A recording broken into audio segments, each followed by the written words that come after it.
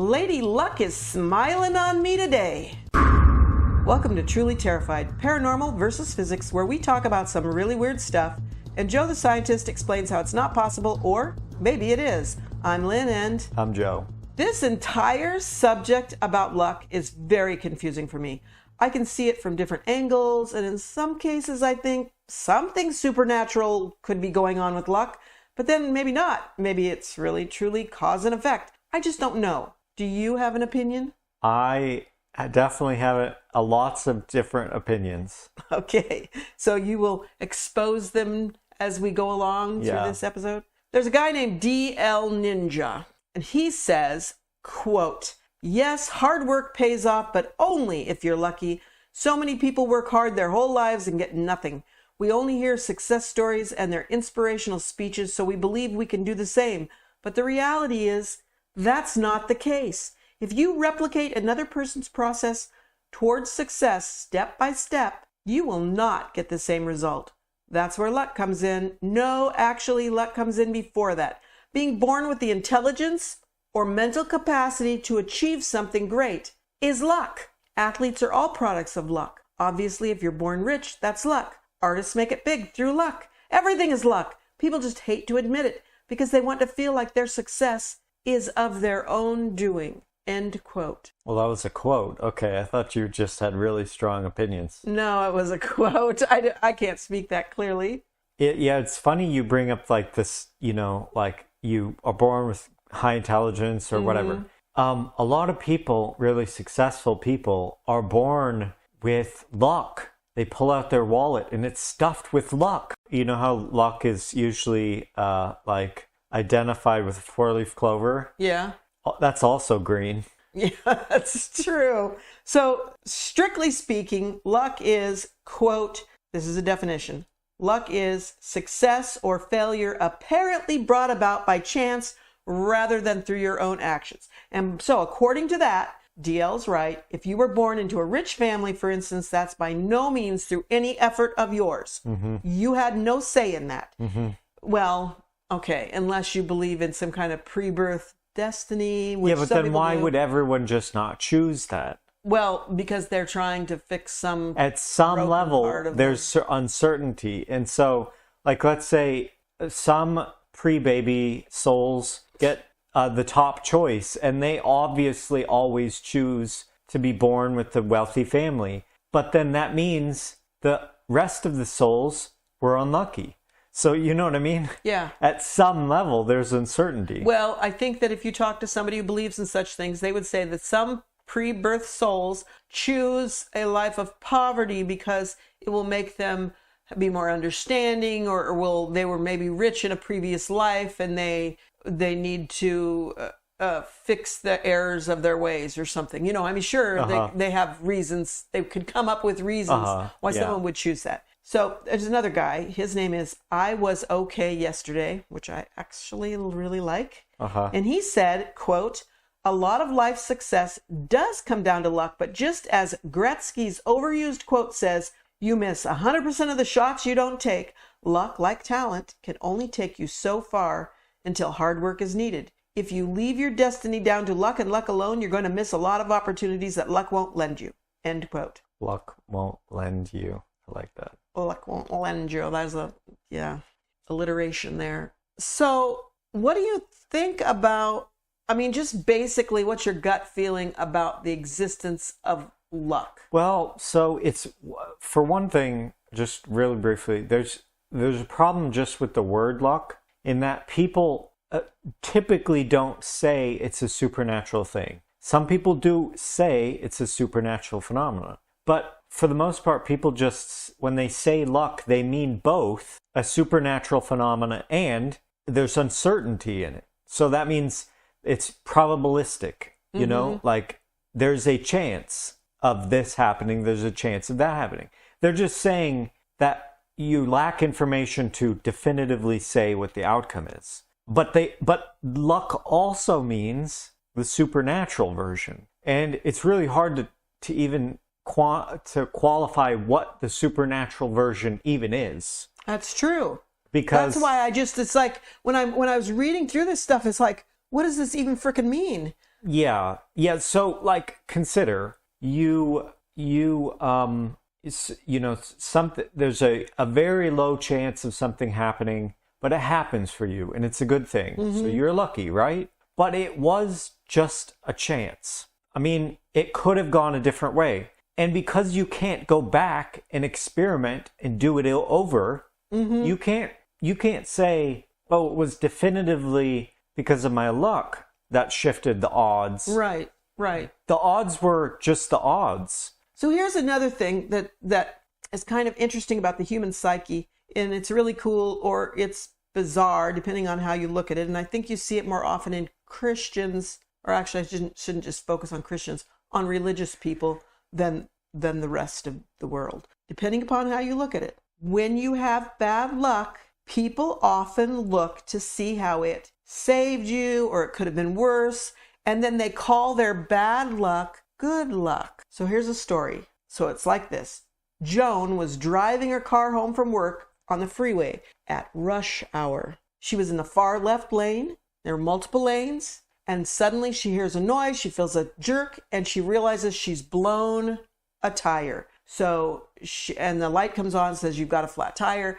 She knows there's no way she can cut across 3 lanes of traffic to get off to the right shoulder, or, God willing, she could find an off-ramp. She has to stop on the left side, and she has to stop now. She's got a blown tire, it's riding on the rim. So she immediately struggles and gets it over and stops the car. And as soon as she stops it, she hears a tremendous sound and realizes everyone in all the lanes of traffic, their brake lights are on, they're struggling to stop their cars, they're sliding sideways, and there is a gigantic pileup. It turns out there was an accident ahead on the freeway that happened just at the same moment she blew her tire.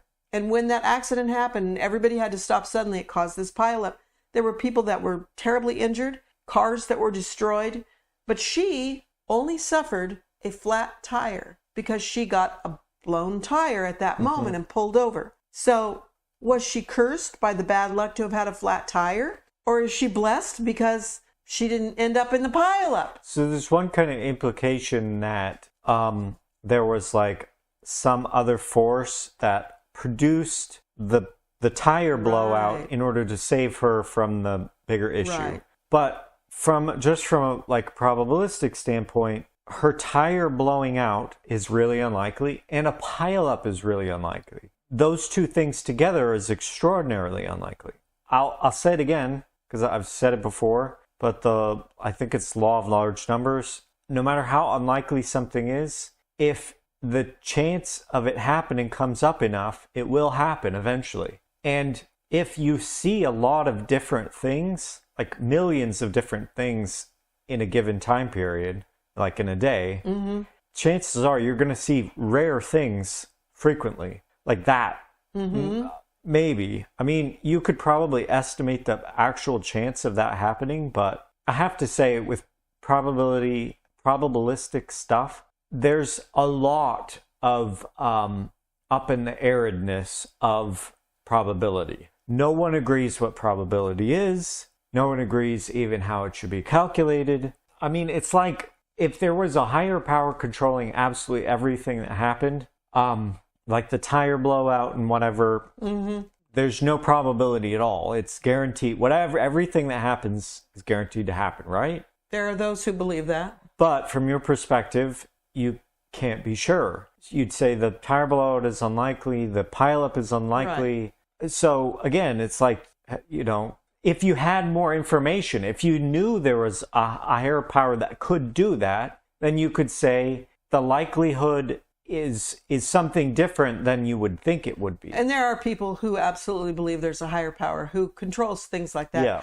But here's the thing I thought of when I thought about this story. Maybe every time something bad happens, something good also happens, and you just might not see it. So it was very clear to, what was her name, Joan? Yeah, I think so. It was very clear to Joan that, because it happened at almost simultaneously, that if she had not had that blowout, she would have been in the pileup. Very clear to her, very obvious. But maybe it's not so obvious about other things, maybe when the pot boils over on the stove and you run and stop it and you take it off and you think, oh, damn, I just, I screwed this up, and you're cleaning it up and you don't realize that your phone is ringing in another room and it's somebody calling to tell you something that's going to extremely disturb you that isn't true, or, or you'd stub your toe if you had walked into a different room. Right. Or maybe that because you ran in there to take the boiling over pot off the stove, you're able to see out your back door window and you see something occurring out there, a car going down the alley or something. You run out and you realize it's a long lost relative you haven't seen in ages, and they knew you lived on that street, but they didn't know where, and they just happened to be driving by. Yeah, and so it kind of brings up like maybe just everyday things are incredibly lucky. Literally everyone, right, everything they do is incredibly, incredibly lucky. Right. Because the alternative would just diverge into this insane, horrible situation. Right. But what I would call those alternate situations that didn't happen are counterfactual realities. Every decision you make, there's counterfactual realities that diverge off. You could choose any one of them, but you don't really know what will happen in any of them. And by their nature, and because you can't see the future perfectly, it could be that way down the line on any one of those alternate paths, alternate futures, something really horrible happens or something really good happens. It could be that something that's common to the future that is taken happens only in that future. Like, for instance, you find a shiny rock. That's the thing that defines everyone's future. At any given moment, the future that you enter is that you enter that one because at some point you find a shiny rock. It's not a luck thing. It's not good. It's not bad. It just is. Yeah.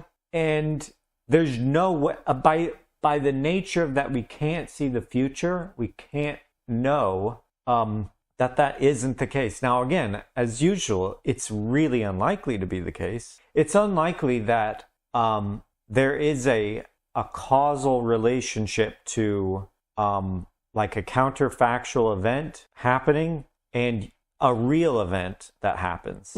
So what I mean by that was like, you go and the pot boils over, so you go down that path. And so you didn't go down the path where there was, you stub your toe or whatever. So a counterfactual caused the luck so that you avoid it. And there's not any evidence, as far as I know, that's true. Okay, so that's definitely not the simplest explanation. One of the things I thought of when I was reading some of these stories, because a lot of the stories about luck that people tell, first-person stories of things that happen in their own lives that they view either as good luck or bad luck, they also view it as an escape from an alternate thing, like the story of the pile up on the freeway. And the thing that came to my mind is that it's almost like the message, if there is indeed a message, and there may not be a message because it might just be a bunch of stuff that happens in the words of Homer Simpson, is that we should practice mindfulness. And so if the pot boils over, rather than getting angry that I'm having bad luck and the pot is boiling over,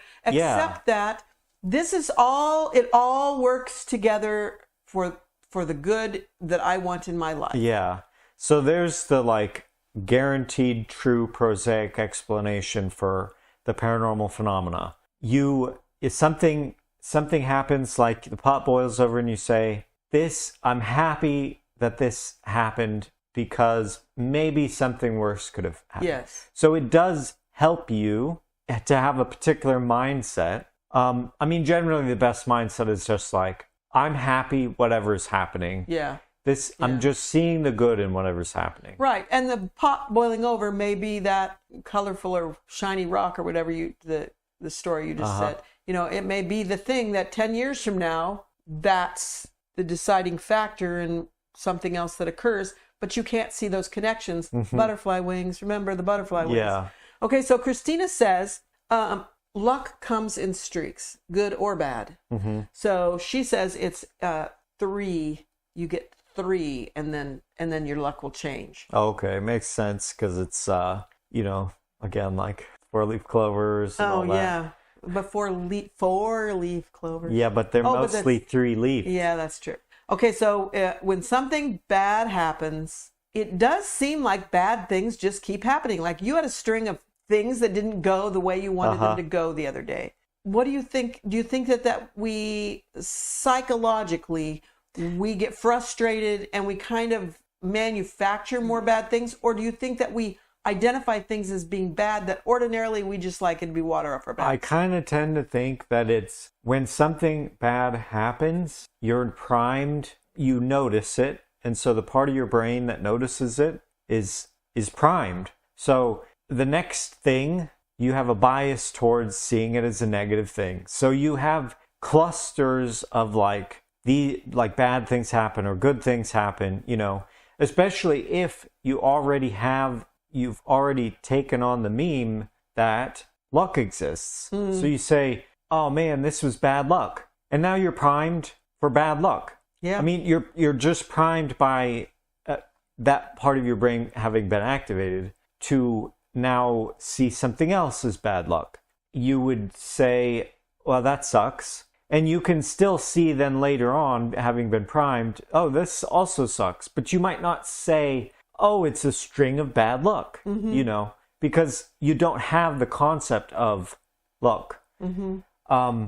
But I think in general, it's essentially in the realm of pareidolia. You are seeing patterns that are not really there. But I should also say, if you have an expectation of something going some way, you're biased one way or the other. Probably biased towards making it happen, because your brain has this thing where it infers something should be a particular way, and then it tries to actually make that happen, even if it doesn't make any sense. So like you interpret things as if it's that way, like, oh, I'm on a string of bad luck, so now you interpret something neutral as bad luck, and oh, I'm on a string of bad luck, so you're a little bit irritated and you just do something a little harder and you stub your toe or something. Yeah. But in the case that, let's say you are walking down the street and you find a $100 bill on the sidewalk, and then you go and they're giving away lottery tickets for free, and you get one and you win $1 million, and then someone calls your number and say, hey, would you like a free $1 million car? Though if that happens, it's not like you had any input. Okay, so that's interesting that you brought that up, because that's almost the exact same example that I came up with.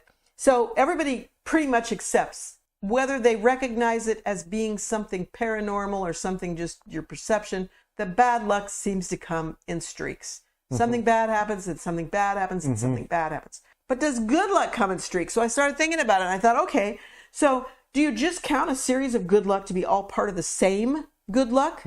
Or are they separate things? Like if you win the lottery, and then your offer on your dream home is accepted, and then your girlfriend agrees to marry you, in that order. I would say that those things are related, all related, because maybe you wouldn't have gotten the dream home. You wouldn't have been able to put an offer on the dream home unless you'd won the lottery. And your girlfriend probably likes the fact that you've got a dream home and a bunch of money. Yeah. And typically things like, oh, things are going good, and so people are more lighthearted and more willing to take chances. Yeah. So it's like the ultimate question that we're kind of hovering around is paranormal versus just really unlikely. Yeah. Paranormal means there's some other process in the universe that we don't know about. Right. That's causing the likelihood for unlikely things to increase. Right. And it just being unlikely, on the other hand, just completely, it's just a string of things that are unlikely. That's not out of the realm of possibility. Right. That can happen 100%. It doesn't mean it's impossible. In fact, I don't even know if you could distinguish the two, because the one would change the result of any experiment you did. So, you know. Yeah. So like the lottery thing, well, winning the lottery was the good luck? No. I disagree. If you hadn't bought the ticket, you wouldn't have won the lottery. So buying the ticket was not a luck thing. That was an action. You true. Willfully bought the ticket. Yeah, so like, let's say you're subtly clairvoyant or whatever. You can see the future. And so there, it's not luck. I mean, you would call it luck, but it's the process is the clairvoyance or whatever they call it. If you went by that, everybody who buys a lottery ticket, that's called hope. That's not called clairvoyance. It's called hope. I hope I win. And they think maybe I can win. Consider this on a smaller scale. Let's say we're playing a game. I flip a coin. If it's heads, so we both put down $1. If it's heads, I get the $2. If it's tails, you get the $2. And I keep flicking it and I get the heads. Natural good luck. I get heads, I get heads, I get heads. And that's not barred from normal, like, conventional physical models. It's not impossible. Even barring, like, it's a bad coin or whatever. That's not impossible. If it was like 100 heads in a row, that's absurd. That's not going to happen ever, unless there's some other problem with the setup, you know. Yeah. But if it's like I'm telekinetic and I'm subtly manipulating the path of the coin,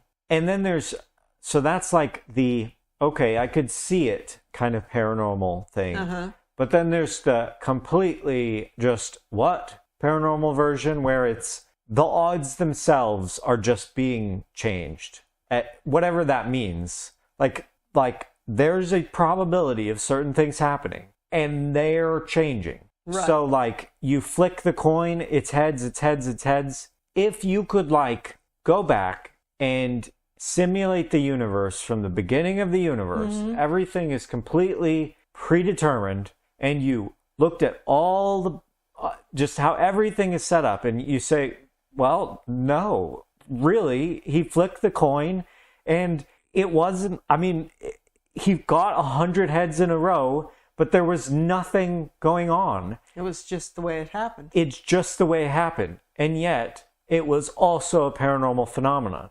For me, that's the craziest one. You can have a paranormal phenomenon that is completely consistent. Are you saying paranormal, or are you saying supernatural? Supernatural, paranormal, well, paranormal whatever. Kind of implies that it's ghosts or goblins or something. I'll say supernatural. Is outside the recognized science. A supernatural phenomenon, it's not even that. It's like meta supernatural. It's beyond supernatural.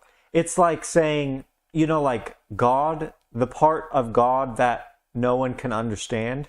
Yeah. Like the really deep, like no one can comprehend this part. That's that kind of supernatural. Well, because flicking a coin 100 things in a row, that's not ever going to happen. But if it happens and there's fundamentally no explanation for it, literally no explanation possible, then that's the highest form of supernatural luck. Okay. Well, if you with your last dollar buy a lottery ticket and you don't win, you don't call it bad luck. You just say that's the way it went. But if you spend your last dollar on the lottery ticket and you win, you call it good luck. Yeah. It's not luck in either case. It really is not luck. Yeah. It just is. Well, so, you know, two senses of the word luck. You could call it luck, but you have to recognize that it really is just that chance of the cards, you know. Mm-hmm. Now, the thing that is luck is if you are born into a rich family who then give you every opportunity there is, so that all of your innate skills and gifts and abilities shine. You can explore your interests to the fullest degree. You can do everything there is, and you can become a better person than Elon Musk could ever dream of being. The thing that set that in motion is luck. you were born into a rich family. Yeah, well, yeah. I mean, true. You had no input whatsoever. But everything that happened after that is not luck. Yeah. That is everybody deliberately provided you with. So one question is then, is it really luck at all if you had no input? It's only luck if you have no input. So that's the only time it's luck. So the only people who are lucky or unlucky are newborns, just in that instant. I mean, you can count it later on in life. You could say, yeah, they were lucky. Yeah. Okay. So let's say the parents were alcoholic drug addicts, and the mother stayed drunk the entire time, drunk and high the entire time she was pregnant, and you're born all jacked up. That's not bad luck. It's bad luck for you, but it wasn't bad luck. There is a cause and effect. There's almost always So from your perspective, you had no input. It's bad luck that you were born in this case, like, as opposed to all the other possible, like, realities, your soul could have entered a body, you know. So another quick question. This is a really interesting one. Is for every instance of good luck, there an instance of bad luck? Yeah, that's what I was saying earlier. Maybe that's the case. No, I mean, just in general. So, like, for instance, you find a quarter, it's heads up. You find a quarter. That's just the heads up thing. It doesn't matter. You find a quarter. Does that mean someone loses a quarter? Yes. Okay. You win $100. Does that mean someone else somewhere has $100 stolen from them? Or they lost $100 for sure, because where'd that $100 come from? So if you win the lottery, does that mean that someone else goes bankrupt? Well, I don't know about that, but it certainly means that millions of people did not win the lottery, and they put money into it, which enabled you to win the lottery. Okay, so those seem positive for that idea, right? That, you know, you win, you got lucky, someone else, a lot of other people got unlucky. If you slip, you're walking along a cliff and you slip, and it just so happens the only lone tree around was right above you, and you grab the branch and haul yourself up. Does that mean that somewhere else in the world someone breaks their leg? Maybe it does. I don't know. So you see what I mean? Yeah. I mean, there's an obvious, like, oh yeah, you know, it took people to pay into the lottery for you to win. Yeah. But there's then the supernatural component, which is... But is that supernatural, or is it a natural cause and effect thing? Because maybe the reason why the tree was left growing there is because someone a long time ago was walking along there and slipped and fell and died, and so the people in the town decided they would let a tree grow there.